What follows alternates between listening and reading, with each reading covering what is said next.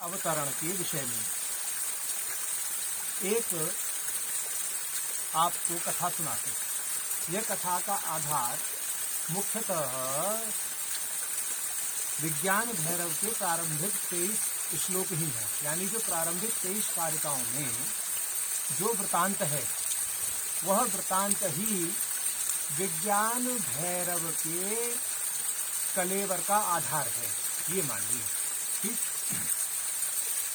तो उन 23 कारिकाओं के आधार पर कथा यह है कि भगवती भैरवी, क्योंकि भैरव की अर्धांगिनी है, शक्ति है, तो भैरव उनको गोपनीय बातें बताते हैं। रुद्रयामल प्रभृति तंत्रों में या आगमों में उन्होंने भगवती भैरवी को परम तत्व के 8 स्वरूपों का विमोचन किया। ठीक, अब उन 8 स्वरूपों का विमोचन करने के बाद भी भगवती भैरवी परम तत्व के विषय को लेकर के थोड़ा असमंजस में है, तो वह भगवान भैरव से पूछती हैं। पहले तो कहती हैं, पूछती तो बाद में है। पहले यह कहती हैं कि हे देव, आपने जो भी रुद्रयामल प्रभृति तंत्रों में परम तत्व के जो 8 स्वरूपों का वर्णन किया है उसको तो मैंने समझा, ठीक है, लेकिन फिर भी अभी संशय ये है कि वह परम तत्व का स्वरूप क्या है। यानी उनको जानने के बाद भी संशय तो है, यानी कितना गूढ़ रहस्य है इस परम तत्व का। तो इस पर भगवान भैरव निराकरण करते हैं। तो कौन कौन से 8 स्वरूपों को भगवती को बताया भगवान भैरव ने, तो उसका थोड़ा सा हम यहाँ आपको बताते हैं। 5-6 कारिकाएं हैं, उनका पाठ करते हैं। एक एक पंक्ति में उन स्वरूपों के विषय में बताएंगे। यद्यपि कल हमने उसका विस्तृत वर्णन किया था, परंतु आज किसी विशेष प्रयोजन से उनकी एक एक पंक्ति में परिचय दी जा रही है। कारण ये है कि कल का पाठ पुनः क्या कहते हैं, स्मरण आ जाए। तो विज्ञान भैरव का अवतरण है भैरवी उवाच से, यानी शक्ति के ही उवाच से विज्ञान भैरव ग्रंथ का प्रारंभ होता है। भैरवी कहती हैं, श्रुतम देव मया सर्वम रुद्रयामल संभवम त्रिक भेदम अशेषेण साराक्षार विभागशः अद्यापि न निवर्तो में संशय परमेश्वर। कहती है कि भाई, आपने जो गूढ़ से गूढ़, सार से सार मेरे को बता दिया, परंतु मेरा अभी भी संशय निवृत्त नहीं हुआ है। किम रूपम तत्वतो देव, ये जो तत्व है, जो परम तत्व है, उस परम तत्व का वस्तुतः रूप क्या है? हे भगवान, मेरे को दोबारा बताओ। अब आपने कौन कौन से रूप बताए, उनको वो यहाँ दोहरा रही हैं कि किम रूपम तत्वतो देव शब्द राशि कलामयम किम वा नवात्म भेदेन भैरवे भैरवाकृतौ त्रिशिरो भेद भिन्नं वा किं वा शक्ति त्रयात्मकं नाद बिंदुमयं वापि किं चंद्रार्ध निरोधिकाः चक्रारूढ़मनचक्कम वा किं वा शक्ति रूपकम। तो ये 8 स्वरूपों को भगवती यहाँ पर बता रही है कि प्रभु आपने ये 8 रूप मेरे को बताए हैं परम तत्व, परंतु मेरा संशय अभी भी गया नहीं है। ये 8 स्वरूप के नाम जो उन्होंने बोले, शब्द राशि कलामयम, यानी शब्द राशि मय। शब्द राशि का अर्थ है आदि शांत शब्द राशि, ठीक है। अकार, आकार, इकार, ईकार, ये जो है षकार तक। तो इसमें जो परम तत्व अनुस्यूत है शब्द राशि में, जैसे व्याकरण में शब्द ब्रह्म की बात कही गई है, व्याकरण शास्त्र में, या कुल दर्शन में, अगर आप तंत्रालोक के तीसरे आहनिक का अध्ययन करें तो उसमें आपको दिखेगा अभिनव गुप्त ने कुल दर्शन को बिल्कुल जोड़ दिया। किससे जोड़ क्या दिया? वो वस्तुतः है ही, उन्होंने बिल्कुल उसको शब्द राशि के साथ में योजित करके वर्णन किया है, ठीक है। और उसके बाद कहती हैं किम वा नवात्म भेदेन, कि ये नवात्मा का स्वरूप है क्या, नवात्म रूपक है कौन, परम तत्व। नवात्म का वर्णन भी जो है तंत्र शास्त्रों में मिलता है। एक भेद ये भी है कि नेत्र तंत्र में नवात्म स्वरूप का वर्णन प्राप्त है। नवात्म मंत्र भी है, मृत्युंजय भट्टारक नेत्र तंत्र को कहते हैं, तो वहाँ नवात्म स्वरूप का वर्णन है। अब गहराई से अध्ययन के लिए इन ग्रंथों को भी पढ़ना पड़ेगा ही, ठीक है, लेकिन अभ्यास सधना चाहिए, पढ़ने से कुछ नहीं होगा, है ना। किताबी ज्ञान से मुक्ति नहीं होती है, अभ्यास से मुक्ति होती है। त्रिशिरो भैरव एक तंत्र है, तो कहा कि त्रिशिरो भैरव में जो कहा गया क्या वैसा स्वरूप है परमात्मा का। शक्ति त्रयात्मक, शक्ति त्रयात्मक क्या है, पराशक्ति है, परापरा शक्ति है और अपरा शक्ति। तो इन तीन शक्तियों के आधार पर जो परमात्मा का स्वरूप आपने बताया क्या वैसा परमात्मा का स्वरूप है या परम तत्व का स्वरूप है। और शक्ति त्रयात्मक का एक वर्णन ये भी है कि इच्छा ज्ञान क्रियात्मक, क्या इच्छा ज्ञान क्रियात्मक ये तीन शक्ति जो है, इच्छा शक्ति, ज्ञान शक्ति, क्रिया शक्ति, क्या इन तीन शक्तियों के आधार पर जो स्वरूप बताया गया है वैसा स्वरूप परम तत्व का है। इसके बाद में नाद बिंदुमयम, क्या नाद बिंदुमय है, जैसा हमने एक पहले भी लगभग आधा घंटे का एक वीडियो यूट्यूब पे डाला हुआ है, नाद बिंदु का काफ़ी गहरा उसमें विमोचन किया है, तो उसको आपने देखा भी है, पहले बताया भी है, नाद बिंदु के विषय में ही, ठीक है। प्रणव कला में यानी अर्धचंद्र निरोधिका, जो चंद्रार्ध निरोधिका स्वरूप है, जैसे कि प्रणव में जो है 12 रश्मियाँ हैं, अकार उकार मकार से लेकर के उन्मना समना ये सब 12 की 12। तो उन 12 की 12 जो उसकी रश्मियाँ हैं, उन रश्मियों के आधार पर जो परम तत्व का स्वरूप बताया गया है क्या वैसा परम तत्व का स्वरूप है, ठीक है। इसके बाद में चक्रारूढ़, चक्रारूढ़ या अनचक्र, अनचक्र का अर्थ है कुंडलिनी, चक्रारूढ़ का मतलब कुंडलिनी, जो मूलाधार में, ठीक, उसको जागृत करके फिर ऊपर तक जो सहस्रार तक जाती है। वास्तव में ये षट चक्रों पर ही संस्थिता भी ललिता सहस्र नाम में नाम आता है। तो उसके अतिरिक्त वैसे तो षट चक्र के ऊपर 7वां चक्र, अगर वस्तुतः देखें तो चक्र तो 9 है, 7 शरीर के अंदर 2 शरीर के बाहर। तो कुंडलिनी के आधार पर देखें जो चक्रारूढ़ है, यानी कुंडलिनी शक्ति को ही परमात्मा का स्वरूप समझा जाए क्या। और तीसरा शक्ति स्वरूप, शक्ति स्वरूप का अर्थ क्या, जैसा बताया ही कि भाई जैसा क्रम दर्शन में, क्रम दर्शन देखिए शब्द राशि में कुल दर्शन के आधार पर और शक्ति स्वरूप क्रम दर्शन के आधार पर, जैसे कि जो शाक्त लोग हैं जो शक्ति को ही सर्वोपरि सत्ता मानते हैं, क्या वैसा स्वरूप है परमात्मा का। तो यहाँ पर भगवती ने संशय प्रस्तुत कर दिया। इसके बाद उन्होंने जो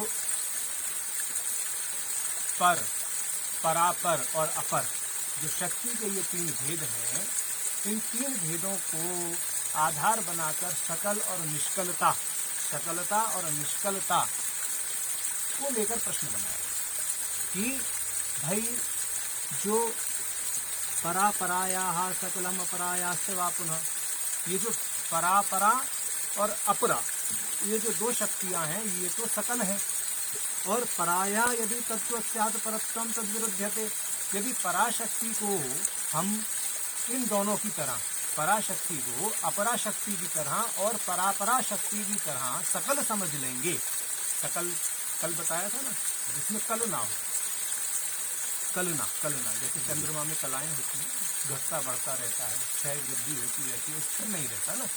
तो ऐसा कि अगर उनको सकल समझ लें, तो सकल समझ लें तो उसका परत्व नहीं रहेगा, तो उसका परत्व ही क्या हो जाएगा, परत्व की हानि हो जाएगी, ऐसा ना। तो तद विरुद्धते, पराया यदि तद्वत्सात् परत्वं तद विरुद्धते, न ही वर्ण विभेदेन देह भेदेन भावभेद परत्वं निष्कलत्वेन सकलत्वेन तद्भवेत्, ठीक है। और यदि पर तत्व को निष्कल मानते हैं, सकल होने की तो संभावना ही नहीं है, और अगर सकल मानते हैं तो उसके परत्व में हानि हो जाती है। तो भाई यहाँ पे अब कैसे सन्निधि बैठे, ठीक। तो यहाँ पर भगवान से प्रार्थना भैरवी करती हैं, प्रसादम कुरु मे नाथ निशेष छिंदी संशयम, कि हे प्रभु अब मेरे ऊपर प्रसाद करो, मेरे ऊपर कृपा करो, और मेरे ये जो संशय है इनकी छिंदी, इनको निशेष संशयम, मतलब इस तरह से अब मेरे संशय को छिन्न भिन्न कर दो कि अब वो अशेष हो जाए, मतलब बचे ही नहीं। तो भगवान उन पर कृपा करते हैं। अब भगवान की कृपा करनी पड़ती है। जब कोई उनके समक्ष चला जाए, शरणागति कर दे, तो परमात्मा कृपा करते ही हैं, भगवान की कृपा करते ही। तो भैरव पहले तो भैरवी को साधुवाद देते हैं कि भाई तुमने प्रयास तो किया ऐसा। तब हालांकि क्या कहें, भैरवी भी कहीं कहीं उपदेश देती हैं भैरव को। देखो शाक्त आगमों में भैरवी उपदेष्टा हैं और भैरव श्रोता हैं। तो ऐसा नहीं है कि भैरवी को पता नहीं है, ये तो सब जो है भैरवी की लीला है कि वो भैरव से पूछ रही है, क्या भैरव की परीक्षा ले रही है क्या? ऐसा भैरवी में कह रहे हैं, क्या वो भैरव की परीक्षा ले रही है? क्योंकि कहीं कहीं वही उपदेष्टा हो जाती है, वो परम तत्व का उपदेश करती है। तो यहाँ पर फिर ये तंत्र की या जो शास्त्र है उसके अवतरण की लीला है ना। जनमानस के लिए अवतरित कर रहे हैं भैरव भैरवी इस तंत्र को। ऐसा नहीं है कि भैरवी अनभिज्ञ है, भैरवी पूर्ण ज्ञाता है तंत्र की भी और मर्म की भी, परंतु जन साधारण को अवगत कराने हेतु वो जन साधारण का प्रतिनिधित्व करके परमात्मा से पूछते हैं। तो भैरव भगवान क्या कहते हैं, साधु साधु त्वया पृष्ठम तंत्र सारम इदम प्रिय। ये बहुत अच्छी बात है, आपने तंत्र का सार पूछा। अगूहनीयतमम भद्रे कथा तथापि कथयामि, के ये गुह तत्व है, फिर भी मैं आपसे कह रहा हूँ। अब क्या कहते हैं उसको साधारण तरीके से बता देते हैं ताकि आपको स्मरण आ जाए कल का। तो ये कहते हैं कि ये जो आपको 8 स्वरूप बताए गए अन्य यामल आदि ग्रंथों में, ये सारे के सारे जो स्वरूप हैं भैरव के, ये तो शक्र जाल की तरह है, माया जाल की तरह है, इंद्र के जाल की तरह है। वास्तविक स्वरूप ऐसा नहीं है भैरव का। उनको सबका निषेध करेंगे, एक एक का निषेध जो है भैरव ने भैरवी से कर दिया। जो 8 स्वरूप रुद्रयामल आदि तंत्रों में बताए गए हैं उन 8 स्वरूप का निषेध करेंगे, ठीक है। तब फिर भैरवी कहेंगे कि अरे तो अभी बताइए कि जो परम स्वरूप है उसका कैसे विमोचन हो, और परम स्वरूप कैसा है। तो उस परम स्वरूप का जो लक्षण दिया उसी को बताते हैं, क्योंकि 8 स्वरूप का तो इन्होंने क्या किया, खंडन कर दिया। तो कल हमने बताया था डिटेल में आपको, ठीक है। आज इसको थोड़ा सा जो है श्लोक का पाठ करके, जो मुख्य मुख्य श्लोक है जिसमें परम तत्व के स्वरूप का लक्षण दिया है, यद्यपि वह अनिर्वचनीय है, जो स्वरूप है परम तत्व का, अनिर्वचनीय होने के कारण उसको कहा तो नहीं जा सकता, अनुभूति का विषय मात्र है, परंतु फिर भी व्यवहार में कुछ तो कहना पड़ेगा उस दृष्टि से। तो कहते हैं कि भाई तत्सारतया देवी विज्ञेयं शत्र जालवत माया सपनोपमं चैव गंधर्व नगर भ्रमम ध्यानार्थम भ्रांत बुद्धीनाम क्रिया आडंबरवर्तिनाम केवलम वर्णतम पुंसाम विकल्प निहितात्मना। कि ये जो 8 स्वरूप हैं, ये 8 स्वरूप तो जैसे स्वप्न में जैसे माया जनित जो प्रपंच उत्पन्न हो जाता है, गंधर्व नगर जो उत्पन्न हो जाते हैं, इस तरह का है, शक्र जाल की तरह है। और इनका उद्देश्य क्या है, ध्यानार्थम भ्रांत बुद्धि नाम, जो भटके हुए बुद्धि के लोग हैं उनके ध्यान के लिए, ताकि कुछ तो करो, ठीक है। क्रिया आडंबर वर्तिनाम, जो क्रिया आडंबर में पड़े हुए हैं उन लोगों के लिए, केवलम वर्णतम पुंसाम विकल्प निहितात्मना, जो विकल्प के आधार पर साधनाएं कर रहे हैं उन लोगों के लिए है, यानी प्रारंभिक स्तर पर जो है उनको समझाने के लिए है। बाद में तो उद्देश्य वही परम तत्व का है जो अब मैं आपको विमोचित करूंगा। फिर आगे भगवान अब 8 स्वरूपों का खंडन कर देते हैं कि तत्वतो न नवात्मासौ शब्द राशिर न भैरवः नाद बिंदु मयो वापी न चंद्रार्ध निरोधिकाः न च प्रक्रम संभिन्नो न च शक्ति स्वरूपकः अप्रबुद्धमतीनां हि एतावाल विभीषिकाः मात्र मोदकवत् सर्वं प्रवृत्त्यर्थम उदाहृतम। ये जो 8 स्वरूप हैं, ये 8 स्वरूप वास्तव में परमात्मा के स्वरूप का सही प्रतिपादन नहीं करते, सीधी सी बात है।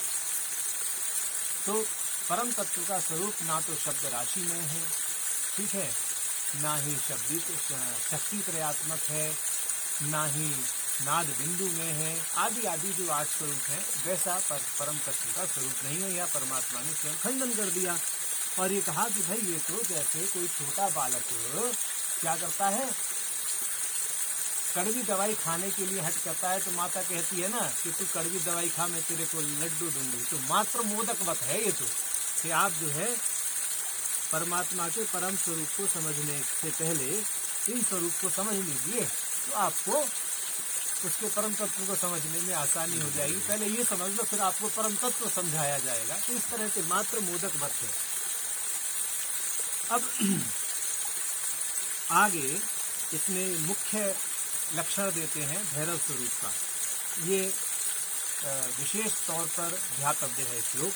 अंतः स्वानुभवानंदा विकल्पोन्मुक्त गोचरा यावस्था भरिताकारा भैरवी भैरवात्मनः। तो यहाँ पर परमात्मा यानी जो भगवान भैरव हैं, वह भैरव स्वरूप का जो वर्णन कर रहे हैं वो वास्तव में उसकी शक्ति को आधार बनाकर कर रहे हैं। अब देखिए कैसे कहा उन्होंने, अंतः स्वानुभवानंदा, अपने अंतस में स्वानुभव है ना, अपने अंतस में होने वाला जो स्वानुभव है, अनुभव है, ठीक है, विकल्पोन्मुक्त गोचरा, विकल्प रहित जो अनुभव है, ठीक, स्वानुभवानंदा, स्वस्वरूप। तंत्र में एक शब्द प्रयोग होता है, स्वरूप शब्द प्रयोग नहीं है तंत्र में। यदि आप तंत्र का अध्ययन करेंगे, अध्ययन कर ही रहे करेंगे तो उसमें आप देखेंगे कि वहाँ स्वरूप से ज्यादा स्वस्वरूप पर जोर दिया गया। तो ये जो स्वस्वरूप है, ये स्वस्वरूप ही इसकी स्व यानी 2 बार स्व शब्द का जो यहाँ उच्चारण है, यह बल देता है कि अपना, यहाँ स्व का अर्थ अपना नहीं है, स्व का अर्थ यहाँ सब कुछ है, ठीक है। तो स्वस्वरूप यानी सब कुछ ही अपना स्वरूप है, ऐसा करके समझ लीजिए। बाकी इसका गहरा अर्थ एक और है, वो अर्थ ये है कि स्वस्वरूप का यहाँ स्वरूप जो है, एक पद को 2 हिस्सों में तोड़िए, स्वस्वरूप। एक तरफ स्व का अर्थ सब कुछ लीजिए पहले अर्थ में, यानी सब कुछ ही मेरा स्वरूप है, ठीक है। और स्वस्वरूप में दूसरे स्वरूप का अर्थ सब कुछ लीजिए कि मैं ही सब कुछ हूँ। तो इस तरह से स्वस्वरूप का अर्थ तंत्र में किया गया है, अब वो अलग बात है, ठीक है। तो अंत है स्वानुभवानंदा विकल्पोन्मुक्त गोचरा, की विकल्प रहित जो स्वानुभव अंतस में होता है, यह अवस्था भारिताकारा। तो ये जो अवस्था है, इस प्रकार की अवस्था जो अपने अंदर ही सारा अनुभव हो रहा है, अभी मैंने बताया स्वस्वरूप को लेके कि सब कुछ ही मैं हूँ और मैं ही सब कुछ हूँ, दोनों तरह से, ठीक। तो इस तरह का जो भरिताकार अवस्था है, भरिताकार का अवस्था का अर्थ क्या है कि जो अंतस है, जो ये सब कुछ बाहर की प्रकृति है, इसमें कोई अंतर नहीं, ठीक है ना। कल भी ये बोला था कि भगवान के विषय में, भैरव के विषय में एक आएगा शब्द विश्व पूरण। विश्व पूरण का अर्थ है कि जो इस समस्त विश्व को भरे हुए है ना, मतलब विश्व को सृष्ट करने के बाद में, रचने के बाद में इसमें पूर्ण अनुसूत रहने वाला जो तत्व है, विश्व को पूरित करता है, वो विश्व में पूरी तरह ओत प्रोत है, कण कण, क्या कण कण उसमें भी और वह भी कण कण में है, इस तरह की स्थिति है। ऐसा भी नहीं कह सकते कि परमात्मा कण कण में है, और ये भी आप नहीं कह सकते कि परमात्मा कण कण परमात्मा में है। एक तरफ से नहीं, दोनों तरफ से कहिए, सब समझ में आता है। क्योंकि यहाँ पर भी वेदांत की भांति जो परम शिव हैं वो सृष्टि का निमित्त उपादान कारण ही है। यानी वह जगत बनते भी हैं, बनाते भी हैं, परंतु यहाँ माया का आलम्बन नहीं, यहाँ अपनी स्वतंत्र शक्ति का आलम्बन लिया जाता है। यहाँ माया तो बहुत निम्न कोटि की वस्तु है, एक तत्व में परिगणित है, लेकिन परमात्मा का जो स्वातंत्र है वह स्वातंत्र परमात्मा का स्वभाव है, वह परमात्मा का स्वभाव है। वेदांत की माया की तरह नहीं है कल्पित, स्वभाव कभी कल्पित नहीं होता। ठीक, तो तंत्र में जो स्वातंत्र शक्ति है वो परमात्मा की स्वाभाविक शक्ति है, और वह स्वाभाविक शक्ति भैरवी अवस्था है। तो यहीं पर भैरवी है, यानी भैरवी शक्ति है, और ये भैरव आत्मना यानी भैरव की भैरवी शक्ति ये अवस्था है। कौन सी अवस्था? अंतः स्वानुभवानंदा विकल्पोन्मुक्त गोचरा, ये अवस्था, यानी अपने अंतस में जो अनुभव होने वाली विकल्प मुक्त स्थिति है वो ही भैरव की भैरवी अवस्था है, या भैरवी नामक अवस्था है, और वह भैरवी नामक अवस्था ही परादेवी या भैरव है। तो यहाँ पर क्या हुआ कि अब संशय ये उठ सकता है, भैरवी के मन में संशय नहीं उठेगा, यहाँ सुनने वाले के मन में संशय ये उठ सकता है कि भाई भगवान भैरव अपने स्वरूप का वर्णन कर रहे हैं या भैरवी के स्वरूप का वर्णन कर रहे हैं, है नहीं। अब आगे भगवान स्वयं एक बात बोल रहे हैं, क्या बोलेंगे कि शक्तिर्मतो यद्वत अभेद सर्वदा स्थितः, शक्ति और शक्तिमान में सदैव अभेद होता। ठीक, यानी जो शक्ति है भैरवी वही भैरव है, जो भैरव है वही भैरवी है, दोनों में कोई तत्वतः भेद नहीं है। तो इस तरह से देखा जाए तो विज्ञान भैरव शैव दर्शन के साथ साथ शाक्त दर्शन का भी प्रतिपोषक ग्रंथ है। इसलिए शाक्त दर्शन के जितने भी भाष्य हैं, चाहे आप ललिता सहस्रनाम का भाष्य लीजिए, चाहे आप चंडी के भाष्यों को देख लीजिए, लगभग 7-8 चंडी के भाष्यों के विषय में बताया है दुर्गा सप्तशती के, उसमें भास्कर राय मखिन का भाष्य बहुत महत्वपूर्ण है, गुप्तवती टीका है। कहीं भी देखिए, आपको कहीं ना कहीं विज्ञान भैरव, योगिनी हृदय में देखिए, ठीक, सब जगह आपको विज्ञान भैरव बिल्कुल समादर पूर्वक उसके उदाहरण मिल जाएंगे। क्यों? क्योंकि विज्ञान भैरव शास्त्र दर्शन का भी उतना ही बड़ा प्रतिपोषक है जितना बड़ा वो शैव दर्शन का प्रतिपोषक। ठीक, अब इसमें ये सारी की सारी चीजें चली गई, भगवान ने सारा निषेध कर दिया कि जो आपने 8 रूप रुद्र यामल आदि में सुने हैं वे वैसे स्वरूप परम तत्व का नहीं है। परम तत्व का जो स्वरूप है वो हमने आपको बता दिया। कैसा बता दिया? कि अंतः स्वानुभवानंदा विकल्पोन्मुक्त गोचरा, ये स्वरूप है। तो अब भगवती कहती हैं आगे, एक बहुत लंबा प्रकरण है, अभी एक इसमें बहुत मुख्य श्लोक है, उसका एक अलग से ही पूरा हम विवरण देंगे, उसके विषय में व्याख्यान देंगे। वह यथा लोकेन दीपस्य किरणैः भास्करस्य च ज्ञायते दिग्विभाग आदि तद्वशक्त्या शिव प्रिय। इसमें ये समझिए कि प्रकाश और विमर्श के विषय में बताया है। देखिए, जैसे हमने अभी बताया, परम शिव का स्वभाव है स्वातंत्र। उस स्वातंत्र के आधार पर वह समस्त सृष्टि की रचना करते हैं, ठीक है, बल्कि पंचकृत्य करते हैं। सृष्टि, स्थिति, संहार, निग्रह, अनुग्रह सब इसी से होता है, स्वातंत्र शक्ति के बल पर ही होता है। और जो विमर्श है, विमर्श यानी शिव को प्रकाश मानिए, शक्ति को विमर्श मानिए। अब यहाँ पर समझने की बात है, प्रकाश और विमर्श में विमर्श का क्या अर्थ है, मैं आपको बहुत सरल भाषा में समझाने का प्रयास करता हूँ। विमर्श का अर्थ है फैलाव, फैलना। जैसे आप एक दीपक को जलाकर रखिए, ठीक है, जब दीपक को जलाएंगे तो दीपक के जलते ही वो प्रकाश कहाँ तक जाएगा? सभी दिशाओं में फैलेगा, नहीं फैलेगा? और जो जो वस्तुएं उससे प्रकाशित होंगी, नहीं होंगी, है नहीं? तो जो प्रकाश का स्वभाव है, प्रकाश का स्वभाव है चारों तरफ फैलना, वही उसका विमर्श। प्रकाश का विमर्श यानी प्रकाश का फैलाव। जैसे सूर्य की रश्मियां, सूर्य स्वभाव से ही रश्मियों को प्रसारित करता है।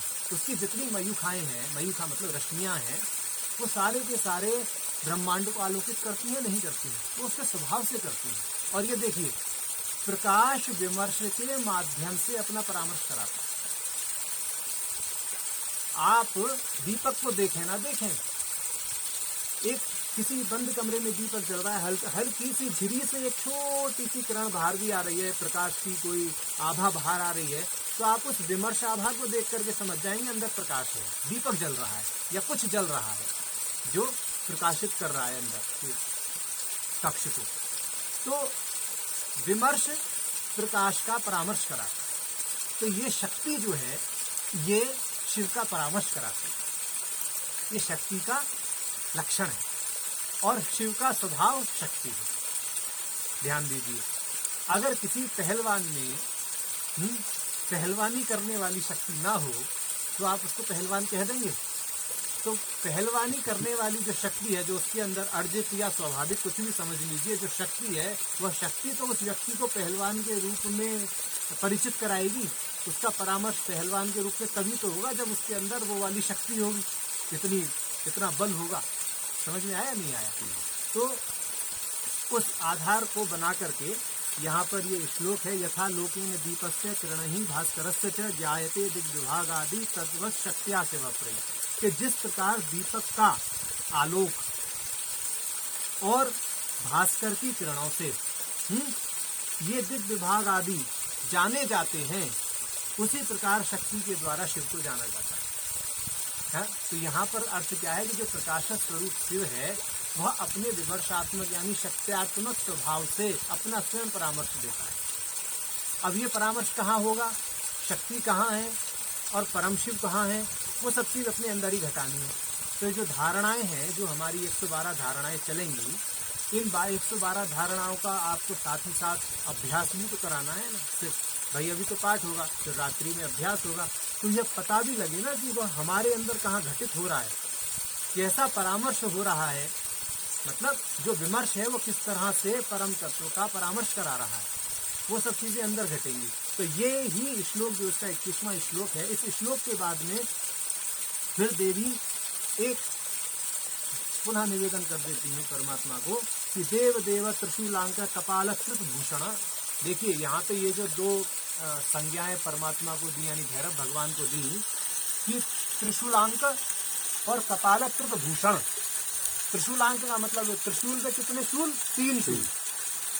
3 कौन से शूल है साहब? वो इच्छा ज्ञान क्रिया शक्ति। ये क्षेमराज जी ने विज्ञान उद्योग के टीका में ये त्रिशूलांक का यही अर्थ किया है। त्रिशूलांक मतलब इच्छा ज्ञान क्रिया शक्ति पर पूर्ण नियंत्रण रखने वाला। और कपालकृत भूषण, कपालकृत भूषण कहा, कपाल कहा इन्होंने इस समस्त ब्रह्मांड को, जो समस्त ब्रह्मांड को कपाल की भांति अपने हाथ में धारण करते हैं, यानी कपाल की भांति ब्रह्मांड को अपने हाथ में आभूषण की तरह धारण करते हैं ऐसे। तो कपालकृत भूषण दिग देश काल शून्यास्य व्यपदेश वर्जिता।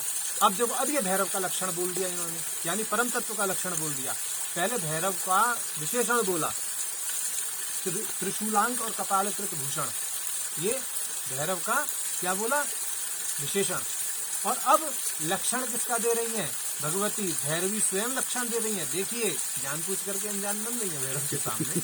वास्तविकता यह है कि वो जन मानस पर कल्याण आप पूछ रही हैं, लेकिन वो इतनी बड़ी बात स्वयं ही कह रही है कि दिग देश काल शून्यास्य व्यपदेश वर्जिता, कि ये जो परम तत्व आपने बोला कि जो दिक काल आदि से अवेष्टित नहीं होता, दिक काल की सीमा से बाहर है, और व्यपदेश विवर्जिता जो अनिर्वचनीय है, जिसके विषय में कुछ कहा नहीं जा सकता, यावस्था भरिताकारा भैरवस्य उपलब्धते। भाई ऐसी अवस्था कैसे प्राप्त होगी? कै रूपायै मुखं तस्यं परादेवी कथम भवेत्। तत् इसका जो है, यानी ये जो परादेवी स्वरूप आपने भैरव को बताया, भाई इसको अनुभव करने का उपाय क्या है? ठीक। और यथा सम्यक हम वेदमी तथा में ब्रूहि भैरव, कि भाई जिस प्रकार मेरे को आराम से समझ में आ जाए, अब इस प्रकार से आप मेरे को ये उपाय बताएं। तो भगवान कहते हैं भाई ठीक है, अब आप पूछेंगे तो बताना पड़ेगा, चाहे कितना गुह्य तत्व हो। अब आपके माध्यम से जनमानस तक भी जाएगा ही, तो ग्रंथ का रूप धारण कर लेगा तो पहुंचेगा। ग्रंथ क्या शास्त्र का रूप धारण करेगा, ग्रंथ का कहाँ करेगा। तो शास्त्र का रूप धारण करेगा तो जनमानस तक भी जाएगा, योग्य जनमानस तक भी जाएगा। तो इस प्रकार ये भूमिका भगवती भैरवी स्वयं बनाती हैं विज्ञान भैरव में निर्दिष्ट 112 धारणाओं के लिए। और भगवान भैरव अब आगे 112 धारणाओं का वर्णन करेंगे। अब इन 112 धारणाओं के वर्णन को आप ये समझिए, एक एक क्रम से हम आपको आगे बताएंगे और उन